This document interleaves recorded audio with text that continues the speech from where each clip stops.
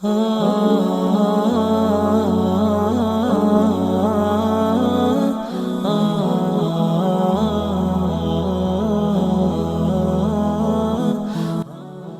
kembali akan menceritakan kisah tentang nabi-nabi Allah. Nabi satu ini termasuk dalam 25 nabi yang namanya tercantum di dalam Al-Quran. Kisahnya sangat menarik untuk disimak, karena setan bahkan sampai iblis turun tangan pun tak sanggup untuk menggoda manusia pilihan Allah Subhanahu wa Ta'ala ini. Ditambah lagi, nabi ini seringkali dikait-kaitkan dengan tokoh Buddha. Banyak yang beranggapan bahwa beliau adalah sosok Siddhartha Gautama yang menjadi pendiri dari agama Buddha. Untuk itu, di video kali ini, kita akan membahas tentang kisah Nabi Allah Zulkifli alaihi salam. Assalamualaikum warahmatullahi wabarakatuh. Sobat beriman yang dimuliakan Allah. Alangkah lebih baik jika sahabat sekalian bantu channel ini terus berkembang dengan cara like, komen, dan subscribe. Semoga kita selalu dalam keadaan sehat walafiat, dipanjangkan rezekinya, dan dimudahkan urusannya. Amin ya rabbal alamin. Nama Nabi Zulkifli disebutkan hanya 2 kali di dalam Al-Quran, yaitu di dalam surat Syad ayat 48. Dan ingatlah kan Ismail, Ilyasa, dan Zulkifli. Semuanya termasuk orang-orang yang paling baik. Kemudian di surat Al-Anbiya ayat ke-85. Dan ingatlah kisah Ismail, Idris, dan Zulkifli. Semuanya mereka termasuk orang-orang yang sabar. Meskipun Zulkifli tidak disebutkan secara tegas dalam Al-Quran bahwa beliau adalah seorang nabi, karena di kedua ayat tersebut nama Zulkifli disebutkan dengan pujian bersamaan dengan para nabi lainnya. Maka para ulama dan sejarawan menyimpulkan bahwa Zulkifli juga seorang nabi. Menurut pendapat dari Imam Ibnu Katsir, di dalam kitab Tafsir Al-Quran Al-Azim, beliau menegaskan bahwa Zulkifli adalah seorang nabi, utusan Allah Subhanahu wa Ta'ala. Alasan beliau, tidak ada seorang pun yang namanya disebut dalam deretan nama nabi-nabi, kecuali dia adalah seorang nabi. Akan tapi teman-teman, ada pula beberapa ulama yang menyebutkan bahwa Zulkifli bukanlah seorang nabi. Akan tetapi, beliau hanyalah seorang yang saleh dan adil. Di antara sekian banyak ulama yang berpendapat demikian adalah Imam Ibnu Jarir At-Tabari. Teman-teman, Zulkifli bukanlah nama sebenarnya. Itu adalah sebuah julukan atau nama kehormatan yang diberikan untuk seseorang. Di dalam kitab Ibnu Katsir, nama asli dari Zulkifli adalah Basyar atau Bashar. Disebutkan juga di sana bahwa Nabi Zulkifli adalah putra dari Nabi Ayub alaihi salam. Jadi nasab beliau adalah Basyar bin Ayub.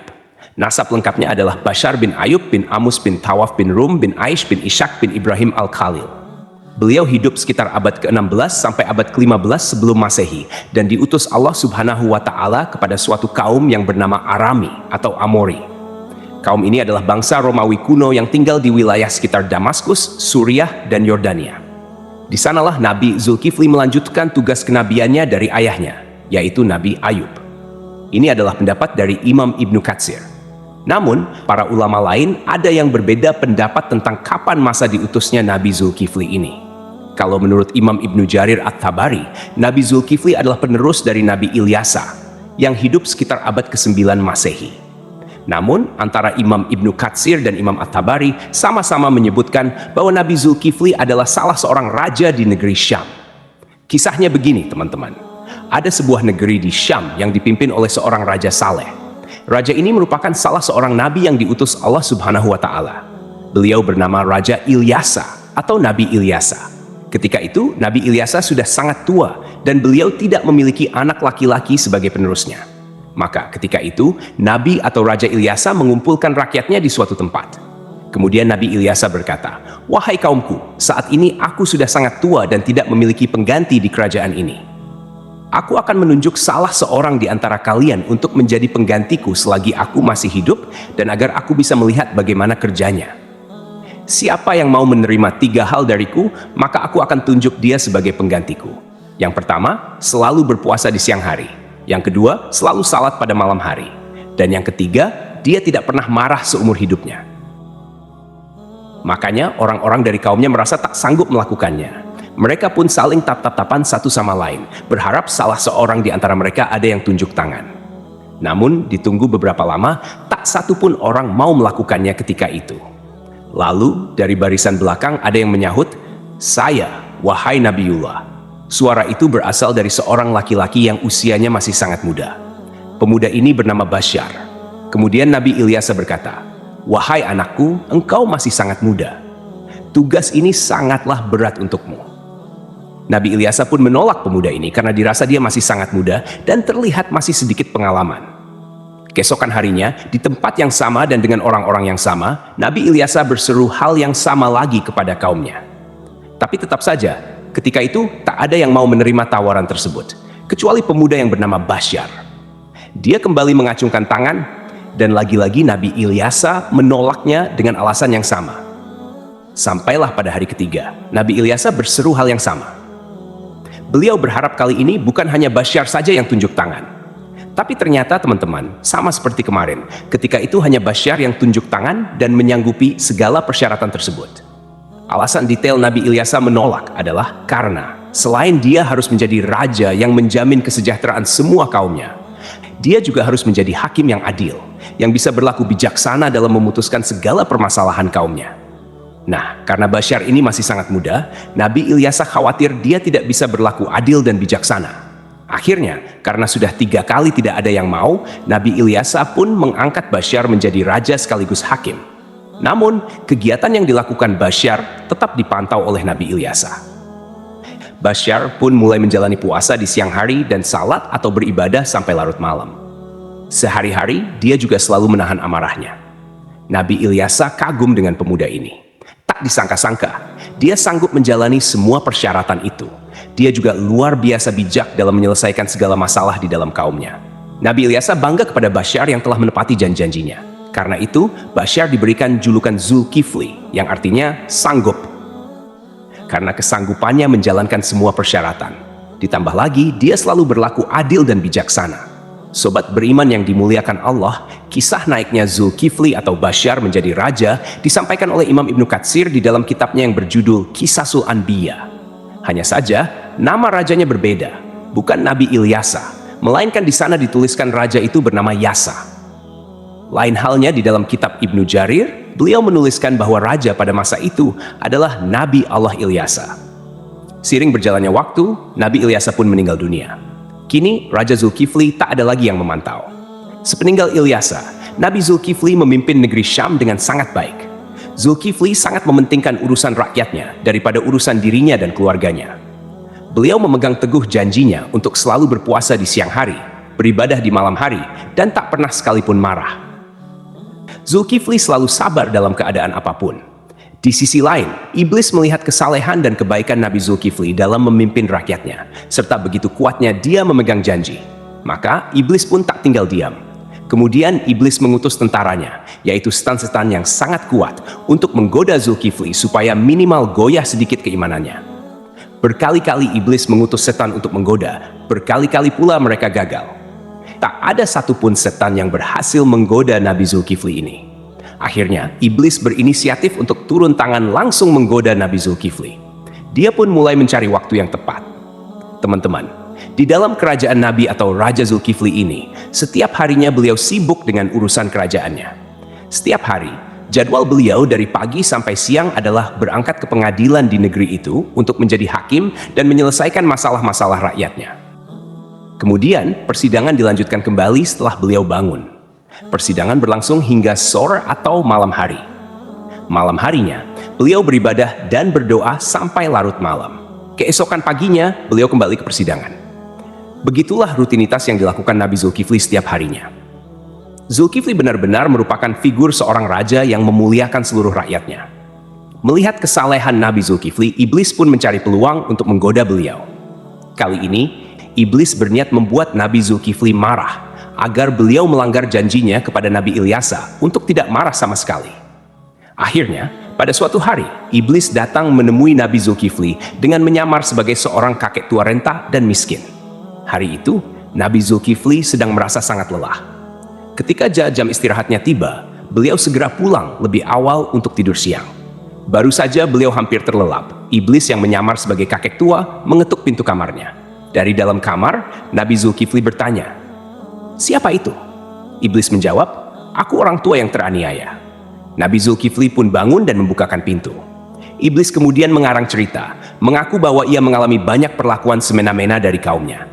Ia terus bercerita panjang lebar, hingga waktu istirahat Nabi Zulkifli habis.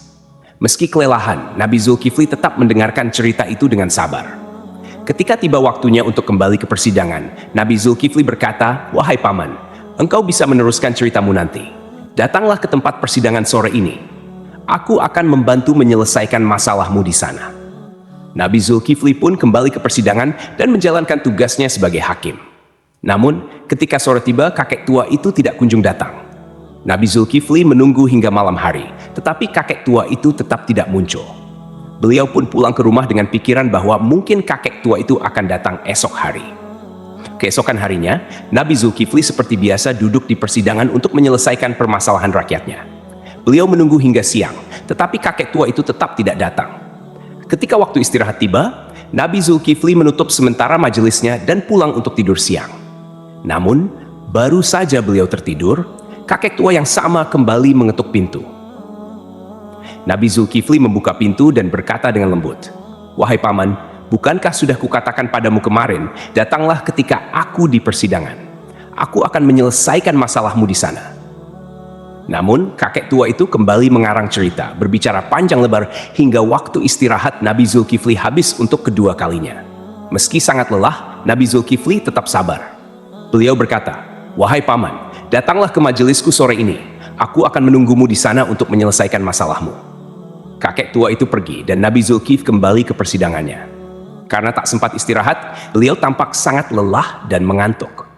Ketika sore tiba, Nabi Zulkifli mencari kakek tua itu di tempat persidangan. Tetapi kakek tua itu tidak datang lagi. Nabi Zulkifli berdoa kepada Allah Subhanahu wa Ta'ala agar diberikan kesabaran dan keteguhan hati, sehingga beliau tidak marah. Pada hari ketiga, ketika waktu istirahat tiba, Nabi Zulkifli pulang dengan cepat. Hari itu, beliau merasa sangat lelah, bahkan lebih lelah dari hari sebelumnya. Sebelum beristirahat, Nabi Zulkifli mempesan kepada para pengawalnya dan seorang anggota keluarganya, "Jangan biarkan siapapun mendekati pintu ini. Aku ingin tidur. Hari ini, aku sangat lelah." Baru saja Nabi Zulkifli tertidur, iblis yang menyamar sebagai kakek tua kembali datang dan mengetuk pintu. Namun, penjaga pintu dengan tegas berkata, "Hai paman, raja sedang istirahat. Beliau tidak ingin diganggu." Kakek itu berusaha memaksa masuk dengan alasan, "Aku sudah memiliki janji dengan raja untuk bertemu hari ini." Namun, penjaga tetap tidak mengizinkannya dan memintanya menunggu hingga waktu istirahat selesai. Iblis pun pergi, tetapi kemudian dia menemukan sebuah lubang di atas kamar Nabi Zulkifli. Melalui lubang itu, iblis memanjat dan masuk ke dalam kamar Nabi Zulkifli yang sedang tertidur. Iblis mendekati Nabi Zulkifli untuk membangunkannya, dengan tujuan membuat beliau marah. Saat terbangun, Nabi Zulkifli melihat kakek tua itu dan bertanya, "Hai paman, apa yang kau lakukan di kamarku? Bukankah aku telah menyuruhmu untuk menemuiku di persidangan?" Hampir saja Nabi Zulkifli marah, tetapi beliau menahan amarahnya dengan sekuat tenaga. Melihat Nabi Zulkifli tetap sabar, iblis merasa putus asa. Lalu iblis berkata, "Wahai raja, coba lihat aku. Apakah engkau tidak mengenali siapa aku?" Nabi Zulkifli memperhatikan lebih jelas dan berkata, "Engkau pasti musuh Allah." Kakek tua itu menjawab, "Benar, aku adalah iblis. Engkau membuatku tak berdaya dalam segala hal. Aku melakukan ini semua untuk membuatmu marah agar kau melanggar janjimu." Namun, iblis akhirnya menyerah karena tidak berhasil membuat Nabi Zulkifli marah. Lalu ia pergi meninggalkan kamar tersebut. Cobaan dari kaum yang menentang. Selain gangguan dari iblis, Nabi Zulkifli juga menghadapi cobaan lain berupa pemberontakan dari sebagian kaumnya. Beberapa orang dari kaumnya menentang kekuasaannya dan berencana menghancurkan kerajaannya. Mereka bahkan ingin Nabi Zulkifli turun dari jabatannya sebagai raja. Melihat situasi ini, Nabi Zulkifli mengumpulkan pasukannya untuk melawan para pemberontak. Sayangnya, sebagian besar kaumnya enggan ikut berperang karena takut mati di medan perang. Mereka memberikan syarat yang hampir mustahil, yaitu jaminan bahwa mereka akan tetap hidup dan tidak terbunuh selama pertempuran. Nabi Zulkifli pun berdoa kepada Allah Subhanahu wa Ta'ala, memohon agar seluruh pasukannya diberikan keselamatan. Dalam pertempuran yang berlangsung sengit, doa Nabi Zulkifli dikabulkan oleh Allah. Tidak ada satupun anggota pasukannya yang gugur dan pasukan Nabi Zulkifli berhasil meraih kemenangan. Keberhasilan memimpin kerajaan.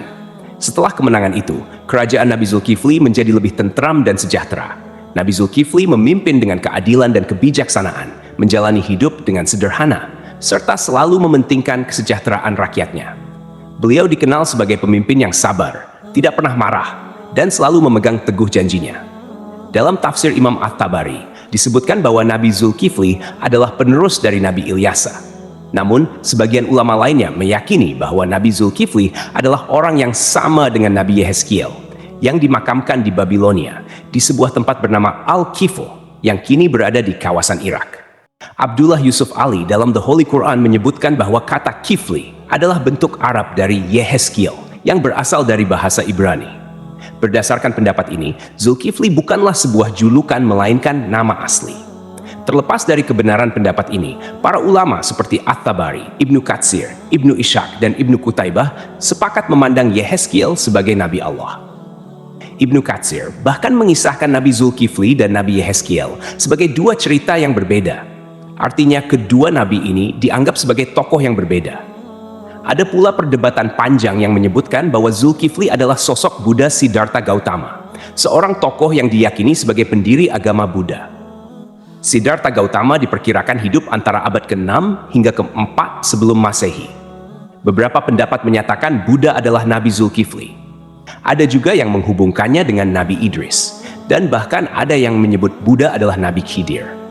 Pendapat ini salah satunya didasarkan pada anggapan bahwa kata Kifli adalah bentuk Arab dari kata Kapil, kependekan dari Kapila Wastu, yaitu ibu kota Sakya dan tempat tinggal Siddhartha Gautama sebelum meninggalkan istana. Salah satu pendukung teori ini adalah Hamid Abdul Qadir dalam karyanya Buddha the Great, His Life and Philosophy. Beliau menyimpulkan bahwa prinsip hidup Nabi Zulkifli memiliki banyak kesamaan dengan filosofi yang diajarkan Siddhartha Gautama. Pendapat ini diperkuat oleh Al-Qasimi, seorang ahli tafsir yang menafsirkan surah At-Tin, Saka, pohon tin, tempat Buddha mendapatkan wahyu dan menjadi rasul. 2. Pohon zaitun, tempat Nabi Isa diangkat menjadi nabi dan rasul. 3. Gunung Sinai, tempat Nabi Musa menerima mandat dari Allah. 4. Negeri Mekah yang aman, tempat Nabi Muhammad SAW menerima wahyu. Dalam tafsir tersebut, timbul pertanyaan mengapa agama Buddha dan Kristen disebut lebih awal dibandingkan Yahudi dan Islam. Ibnu Taimiyah menjelaskan bahwa hal ini karena agama Buddha berada lebih jauh dari kebenaran, kemudian Kristen dan Yahudi lebih mendekati, sedangkan Islam disebut terakhir karena kesempurnaannya. Namun, ada juga pendapat lain yang menghubungkan Buddha dengan Nabi Khidir. Dalam Al-Milal wa An-Nihal yang ditulis oleh As-Syahrastani, dijelaskan bahwa jika ajaran-ajaran Buddha benar, maka ia memiliki banyak kesamaan dengan Nabi Khidir. Adapun pendapat yang menyatakan Buddha adalah Nabi Idris didasarkan pada beberapa kesamaan, seperti aturan memakai jubah kebikuan. Dalam kitab Mustadrak Al-Hakim dari Ibnu Abbas, dikatakan bahwa Nabi Daud adalah seorang pembuat perisai, Nabi Adam seorang petani, Nabi Nuh seorang tukang kayu, Nabi Idris seorang penjahit, dan Nabi Musa seorang penggembala. Sementara itu, Siddhartha Gautama yang dikenal sebagai Buddha adalah seorang pangeran, putra Raja Sudodana. Pada usia 7 tahun, Pangeran Siddhartha memiliki 3 kolam bunga teratai, yaitu kolam bunga teratai biru, Upala, kolam bunga teratai merah, Paduma, dan kolam bunga teratai putih, Pundarika. Kata Atsidar, Sidra, atau Sidar yang merujuk pada makna bunga teratai menjadi hal yang patut diperhatikan, terutama bila dikaitkan dengan Nabi Idris. Kisah sang Buddha yang mencapai kesempurnaan menuju nirwana dianggap memiliki kesamaan dengan Nabi Idris yang mencapai surga Allah tanpa melalui kematian. Pada suatu malam, Pangeran Siddhartha memutuskan meninggalkan istananya dan menjalani hidup sebagai seorang pertapa. Di usia 40 tahun, beliau dikatakan diangkat sebagai nabi. Sebagaimana nabi-nabi lainnya, Buddha Gautama juga meramalkan kedatangan Nabi Muhammad SAW. Dalam ajarannya, ia menyebutkan tentang Buddha Maitreya. Aku bukanlah satu-satunya Buddha. Selepas aku akan lahir seorang Buddha lagi yang dikenal dengan nama Maitreya. Dia akan memiliki banyak sifat-sifat mulia dan utama. Sejarawan Muslim bernama Al-Biruni yang pernah tinggal bertahun-tahun di India mencatat dalam kitabnya Al-Hind bahwa para penganut Buddha di India tidak menganggap Buddha sebagai Tuhan, melainkan hanya seorang nabi. Demikianlah kisah Nabi Zulkifli yang dihubungkan dengan Siddhartha Gautama. Semoga kisah ini bermanfaat. Mohon maaf atas segala kekurangan. Yang benar datangnya dari Allah SWT, sedangkan kekhilafan berasal dari saya sebagai manusia biasa. Sampai jumpa pada kisah-kisah seru lainnya. Wassalamualaikum warahmatullahi wabarakatuh.